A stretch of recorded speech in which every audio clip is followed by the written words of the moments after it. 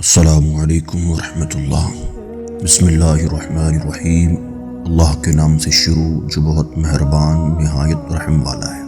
میرے عزیز دوستو، سحری کے متعلق 3 فرامین مصطفیٰ کریم علیہ الصلوۃ والسلام کے ہیں۔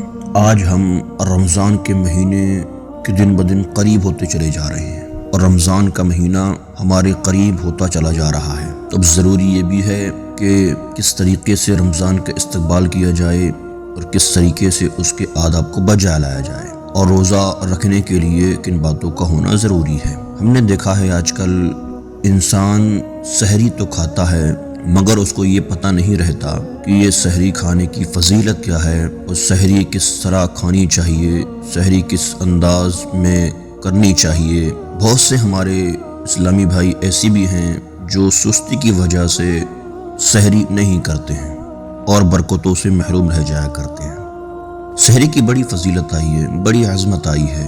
اللہ کے رسول علیہ الصلوۃ والسلام ارشاد فرماتے ہیں، روزہ رکھنے کے لیے سحری کھا کر قوت حاصل کرو اور دن میں یعنی دوپہر کے وقت آرام کر کے اور رات کی عبادت کے لیے طاقت حاصل کرو۔ اور اللہ کے رسول علیہ الصلوۃ والسلام ارشاد فرماتے ہیں کہ سحری پوری کی پوری برکت ہے، تم نہ چھوڑو چاہیں یہی کہ تم پانی کا ایک گھونٹ ہی پی لو، اس لیے کہ بے شک اللہ اور اس کے فرشتے رحمت بھیجتے ہیں سحری کھانے والے پر۔ سبحان اللہ، کتنا بڑا یہ ثواب عطا فرمایا رب قدیر نے اپنے بندوں کے لیے کہ ہم لوگوں میں سے بہت سے ایسے بھائی بھی ہیں جو سستی کی وجہ سے یا کاہلی کی وجہ سے لیٹے تو رہتے ہیں مگر سحری نہیں کھاتے، مگر اللہ کے رسول فرماتے ہیں کہ سحری پوری کی پوری برکت ہے، تم اسے نہ چھوڑو، چاہے ایک کھجور ہی ایک گھونٹ ہی پانی پی لو، اس لیے کہ اللہ اور اس کے فرشتے سحری کھانے والے پر رحمت بھیجتے ہیں۔ 3 آدمی ایسے ہیں کہ کتنا بھی کھا لے اور پی لے ان سے حساب نہیں ہوگا، مگر شرط یہ ہے کہ کھانا حلال ہو۔ اب آپ لوگ سوچتے ہوں گے کہ آخر ایسے کون سے 3 آدمی ہیں جو کتنا بھی کھا لیں اور پی لیں حساب نہیں ہوگا، کیوں ہر چیز کا حساب ہوتا ہے۔ پانی اگر برباد کریں گے اس کا بھی آپ سے حساب و کتاب لیا جائے گا، آپ نے وقت ضائع کیا اس وقت کا بھی آپ سے حساب و کتاب لیا جائے گا، مگر ایسے کون سے 3 لوگ ہیں جن سے کوئی کھانے اور پینے کا حساب کتاب نہیں لیا جائے گا؟ تو پہلا انسان وہ ہے کہ روزہ دار افطار کے وقت، یعنی روزہ دار افطار کے وقت کتنا بھی کھا لے اور پی لے اللہ تبارک و تعالی اس سے کوئی حساب اور کتاب نہیں لے گا کھانے اور پینے کا۔ سحری کھانے والا کتنا بھی سحری میں کھا اور پی لے اسے کوئی بھی حساب کتاب نہیں لیا جائے گا۔ مجاہد جو اللہ تبارک و تعالیٰ کے راستے میں سرحد اسلام کی حفاظت کرے، یہ 3 لوگ ایسے ہیں ان سے اللہ تبارک و تعالیٰ کھانے اور پینے کا کوئی بھی حساب کتاب نہیں لے گا۔ مسلمانوں کے دوسرے خلیفہ سیدنا عمر فاروق اعظم رضی اللہ تعالی عنہ بیان فرماتے ہیں کہ اس مہینے کو خوش آمدید جو ہمیں پاک کرنے والا ہے، پورا رمضان بھلائی ہی بھلائی ہے، دن کا روزہ رکھو یا رات کا قیام، اس مہینے میں خرچ کرنا جہاد میں خرچ کرنے کا درجہ رکھتا ہے۔ سبحان اللہ، کتنی اس ماہ مبارک کی کتنی فضیلتیں اللہ تبارک و تعالیٰ نے ہم گنہگار اپنے حبیب علیہ الصلوۃ والسلام کے امتیوں کو عطا فرمائی ہیں۔ ام المؤمنین حضرت عائشہ صدیقہ رضی اللہ تعالی عنہا فرماتی ہیں، جب ماہ رمضان تشریف لاتا تو اللہ کے رسول علیہ الصلوۃ والسلام کا رنگ تبدیل ہو جاتا، بدل جاتا، اور نماز کی کثرت فرماتے اور خوب دعائیں مانگتے۔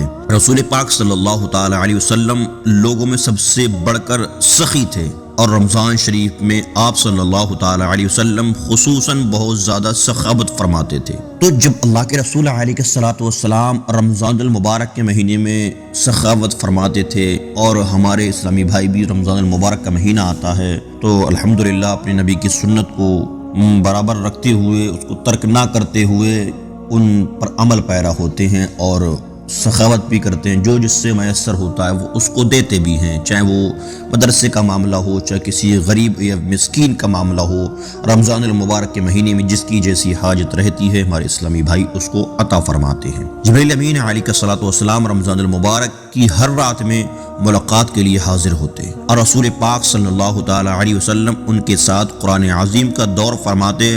جب بھی حضرت جبرائیل علیہ الصلوۃ والسلام آپ صلی اللہ تعالی علیہ وسلم کی خدمت میں آتے تو آپ تیز چلنے والی ہوا سے بھی زیادہ بھلائی کے معاملے میں سخاوت فرماتے۔ یعنی رسول پاک صلی اللہ تعالی علیہ وسلم کا سخاوت کرنے کا یہ اس طرح سے انداز ہے کہ تیز چلنے والی ایک ہوا جو ہوتی ہے اس سے بھی زیادہ میرے نبی صلی اللہ علیہ وسلم سخاوت فرمایا کرتے تھے۔ جب رمضان المبارک آتا ہے تو رسول پاک صلی اللہ تعالی علیہ وسلم ہر قیدی کو رہا کر دیتے اور ہر سائل کو عطا فرماتے۔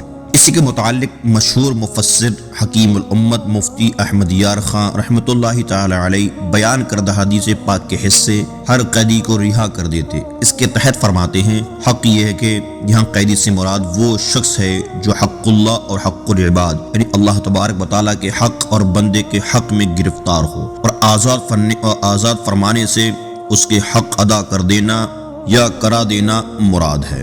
حضرت ابراہیم نخعی رحمۃ اللہ تعالی علیہ فرماتے ہیں ماہ رمضان میں ایک دن کا روزہ رکھنا 1000 دن کے روزوں سے افضل ہے، اور ماہ رمضان میں ایک مرتبہ تسبیح کرنا یعنی سبحان اللہ کہنا رمضان المبارک کے علاوہ 1000 مرتبہ تسبیح کرنا سبحان اللہ کہنے سے بہتر ہے۔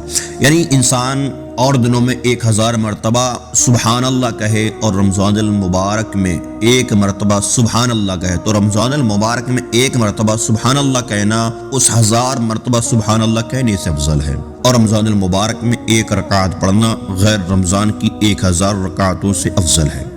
اب رمضان المبارک کا یہ مہینہ پیارا پیارا مہینہ، عظمت والا مہینہ ہماری قریب ہوتا جا رہا ہے، تو آخر روزے کی حقیقت ہے کیا؟ روزے کا معنی ہے کیا؟ روزے کی حقیقت رکنا ہے، رکے رہنے کی بہت سی شرائط ہیں، مثلا معدے کو کھانے پینے سے روکے رہنا، آنکھ کو بدنگاہی سے روکے رکھنا، کان کو غیبت سننے، زبان کو فضول اور فتنہ انگیز باتوں سے اور جسم کو حکم الہی کی مخالفت سے روکے رکھنے کا نام روزہ ہے۔ جب بندہ ان تمام شرائط کی پیروی کرے گا تب وہ حقیقتاً روزدار ہوگا۔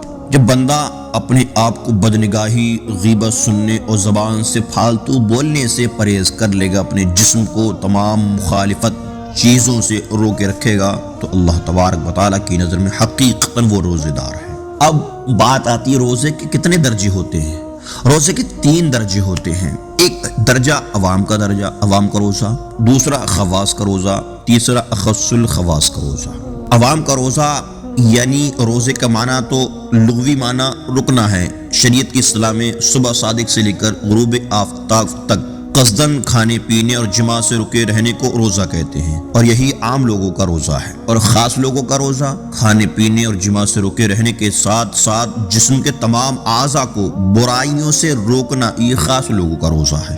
اخص الخواص کا روزہ اپنے آپ کو تمام تر امور سے روک کر صرف اور صرف اللہ تبارک و تعالیٰ کی طرف متوجہ ہونا، یہ خاص لوگوں کا روزہ ہے۔ اللہ تبارک و تعالیٰ ہمیں اس ماہ مبارک کا استقبال کرنے کی توفیق و رفیق عطا فرمائے، اس کی عظمت، اس کی برکتوں سے ہم سب کو مالا مال عطا فرمائے، اور رمضان المبارک کا ادب و احترام، اس کی فضیلتیں، اس میں جو برکتیں ہیں، اللہ تبارک و تعالیٰ ہمیں ان کو تمام کے تمام حاصل کرنے کی توفیق و رفیق عطا فرمائے۔